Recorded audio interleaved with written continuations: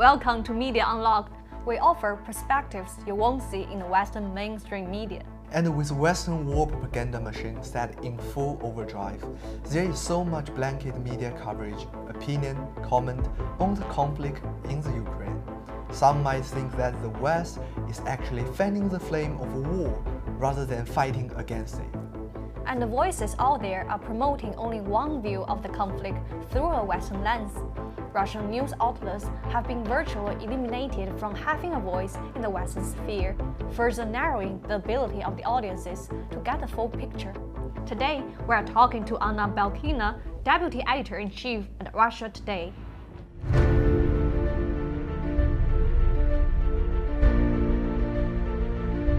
So where are you now? How are you and how is RT doing?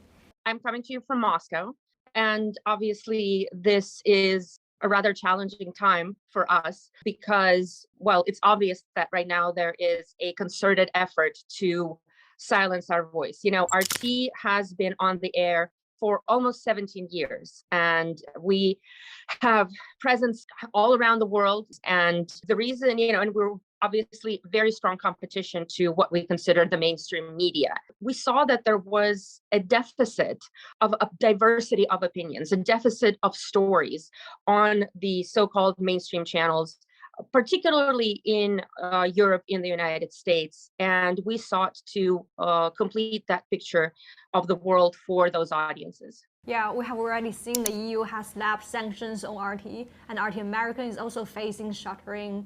And Apple actually has pulled RT from its global app store. So what's the problems RT are facing right now?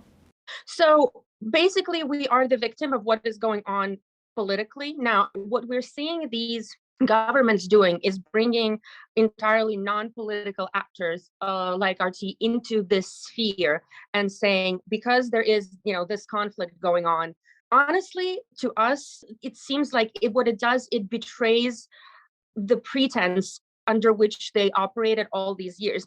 In the United States, we have been declared a foreign agent back in 2017. In France, when our channel launched, the journalists would not be allowed to attend any government events, press conferences, would not receive accreditation. When our German channel launched, YouTube shut down literally on the same day the YouTube stream equivalent of that channel. Immediately, there began this concerted attack against us. But it seems like there was always sort of a need for them to maintain at least a veneer of commitment to freedom of press, freedom of speech, and so forth. So they could not outright ban us because everybody would accuse them of censorship, rightly so. So do you see these sanctions as some consequences of the war, or do you see it as an information war itself?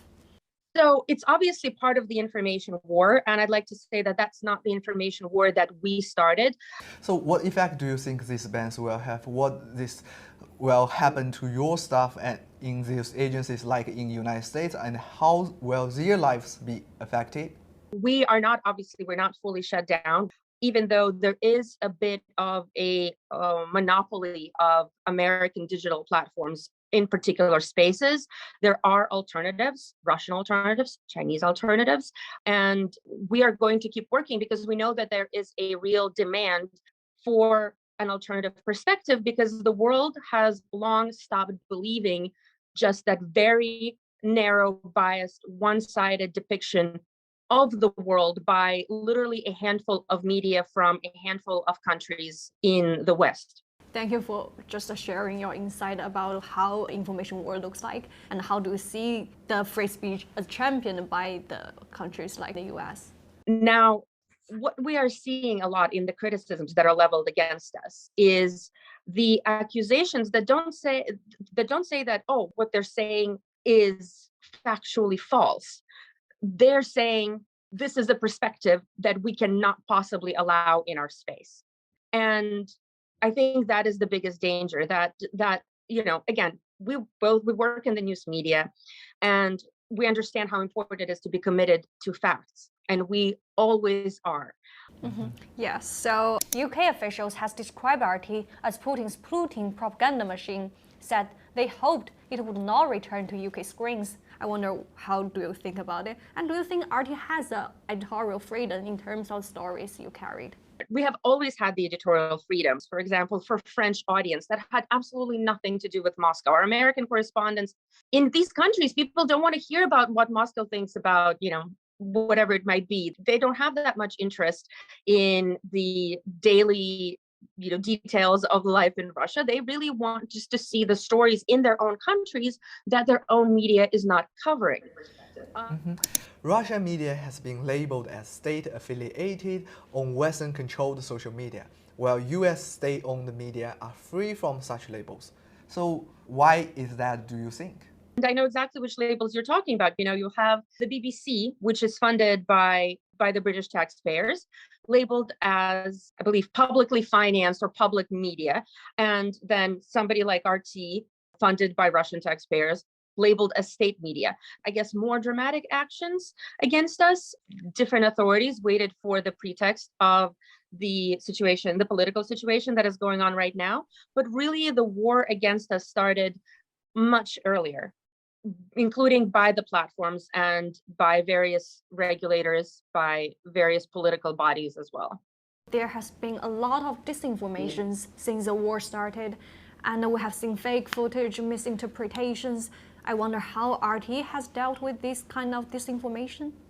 So we have a lot of reporters on the ground, and we believe that the best way to counter disinformation is with true information. That's what we've been doing. We see that it really resonates with a lot of the audiences all around the world. I think that's it for our questions. Thank you, Ms. Belkina. Thank you for joining us. Thank you. Bye-bye. Bye-bye. Bye-bye.